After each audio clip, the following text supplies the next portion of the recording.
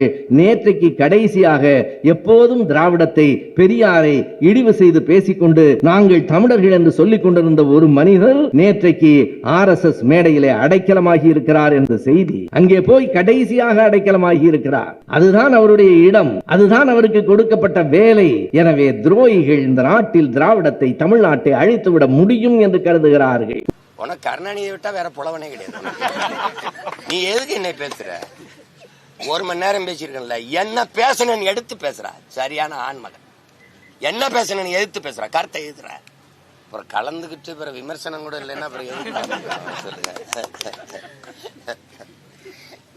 தம்பி, RSSம் திராவிடர் கழகம் போல ஒரு சமூக இயக்கம் தான் சொன்னது நானா அவங்களா?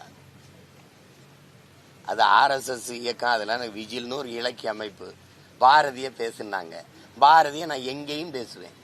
பாரதி இருக்கான்ல, பாரதி இருக்கிற இடத்துல, பாரதினா தமிழ் இருக்கு. தமிழ்ங்கிறது என் தாய். தாய் இருக்கிற இடத்துல மகன் இருப்பேன். அவ்வளவுதானே? நாளைக்கு திமுகவை அல்லது திராவிட இயக்கத்தை பாரதியை பத்தி ஒரு கூட்டம் போட சொல்லி போய் பேசுறேன்.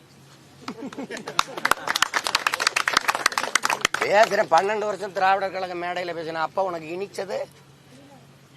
இனிச்சத ராஜ்நாத் சிங் உங்க அப்பாவோட காசு வெளியிட வரும்போது பாரதிய ஜனதா 5 ஆண்டுகால ஆட்சியை, நிலையான ஆட்சியை கொடுத்து இந்தியா முழுமைக்கும் தன்னுடைய கிளையை பரப்புவதற்கு உதவியா இருந்தவர் ஐயா கருணாநிதினு ராஜ்நாத் சிங் பேசினதற்கு OMC மைதானத்துல போட்டு காட்டவா?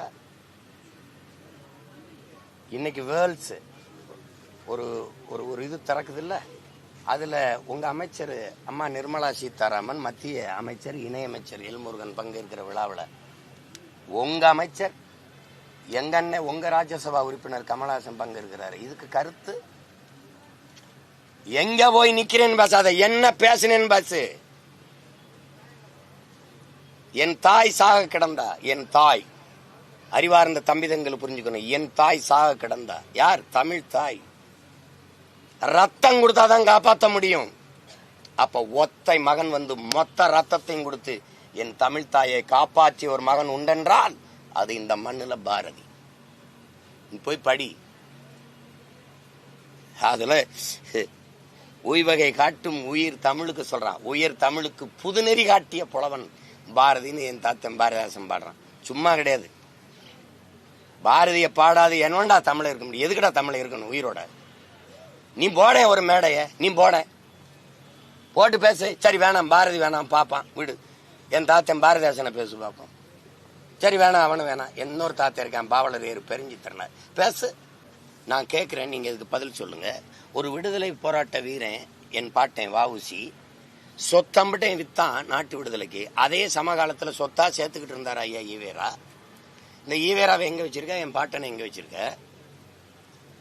நீ ஒரு விளையாட்டு வீரன் சச்சின் டெண்டுல்கர் கேட்டு கொடுக்கல பாரத ரத்னா, கூப்பிட்டு கொடுக்குற.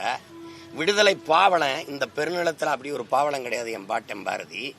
இந்த நாட்டின் விடுதலைக்கு செக்க இழுத்து சொத்தம்பட்டை வித்து ஏழையான என் பாட்டன் வாவு சிதம்பரனாரு. இவங்களுக்கெல்லாம் நீ ஏன் கொடுக்கல பாரத ரத்னா? இவன்லாம் பாரத ரத்னான்னு அந்த ரத்னம் வாடாது சொல்லு. 4000 நாட்கள் ஜெயில இருந்தான் என் தாத்தன் முத்துராமலிங்கத்தேவர். அவருக்கு ஏன் பாரத ரத்னா கொடுக்கல? நாங்க கேட்டு கொடுக்குற கேவலப்பட்டவங்களா? நாங்க கேட்கிறோம் குடுன்ட்டு. நீங்க இது இல்லாம ஐயா கருணாநிதிக்கு கேட்டுக்கிட்டு இருக்க பாரத ரத்னா.